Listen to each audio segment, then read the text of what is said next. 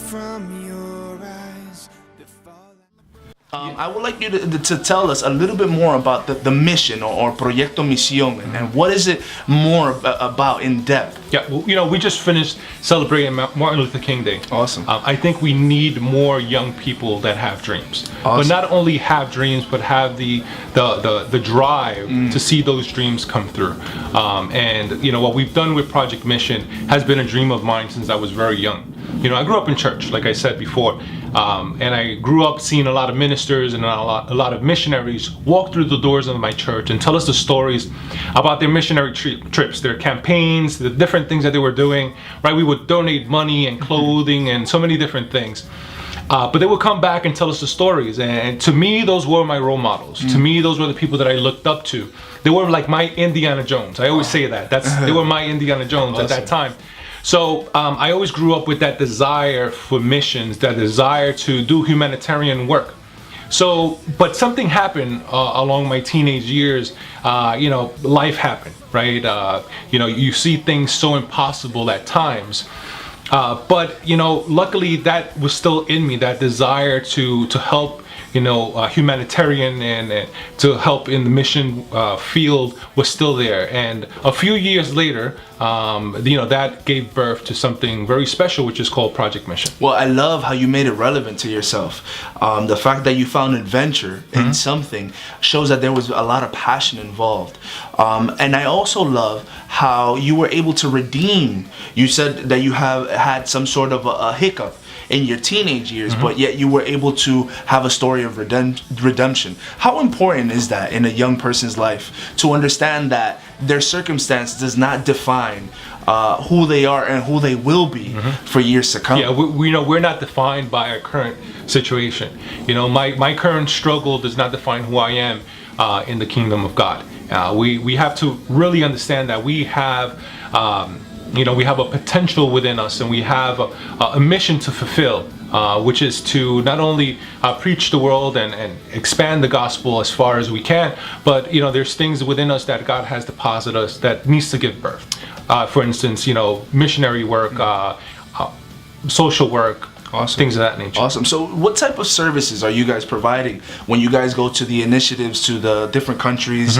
I saw in your website that you guys are going to Haiti, yes, if I'm not mistaken.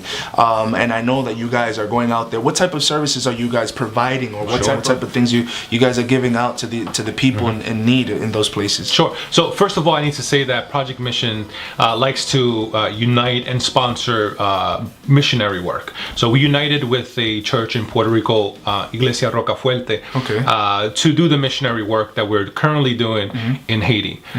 So we focus on a lot of different things. So when we go to a city, when we focus on a project, we're looking at, okay, what are we going to be doing spiritually, but what are we also going to be doing to meet the physical needs of the people at that time, right? It doesn't benefit me just to go to a city, put up a tent, preach, and then leave if I'm not meeting their current needs. So the projects that we're focusing on in Haiti cover a lot of different facets. First of all, we like to focus on what are the needs of the current of the city or town that we're in.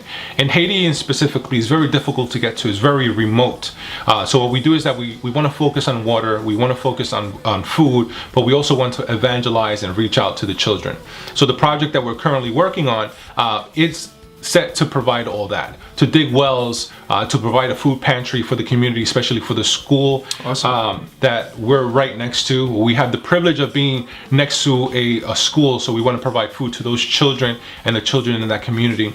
And as well, bring the gospel wherever we go, because in reality, that's our mission at heart. Okay, so what type of reception? I'm always curious. What type of reception you get when you guys go out there and do all these wonderful things that you guys are doing? It's always warm, right? You hear so many stories about the places you go to, right? You always hear the bad stories, you never hear the good stories.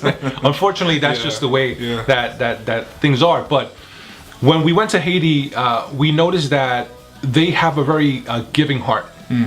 I clearly remember the story of a house that we went to, You have to understand that these houses, they're not built from concrete. They're built out of sticks, and they're compacted with mud, right? And there's straw ceilings, or some of them have what we call sing in Spanish. Yeah, sing. So that's what they have, the lucky ones. And we went to this house. There was this old lady sitting on the floor of her house. And as soon as we walked in and we told her who we were and what we were all about, the first thing she did was pull out some mangoes from a bag to give to the missionaries that were there. This